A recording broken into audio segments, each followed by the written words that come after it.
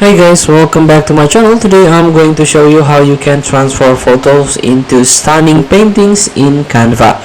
So the first thing to do, you can open the Canva and don't forget to sign in with your account. If you don't have one, you can try to download it for free, install it into your system and register your account.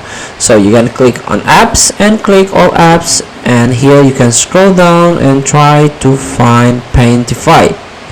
Transform your images into stunning paintings. So you can turn your image into captivating artworks with a painting-like quality. So here you can click to use in new design. So here, upload an image or select one of your design to Paintify it. Choose file and effect strength. Strength of Paintify effect, higher values will produce more creative results. So let 0.5, this is the default. And now choose the file here. Let's start with a cat. Please wait, this may take a few seconds.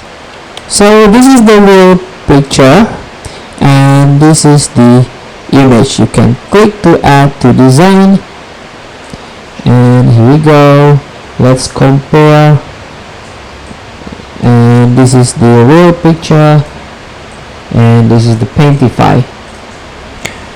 Feel free to try. Thank you for watching. Don't forget to comment, like and subscribe, and subscribe button below. See you in the next video.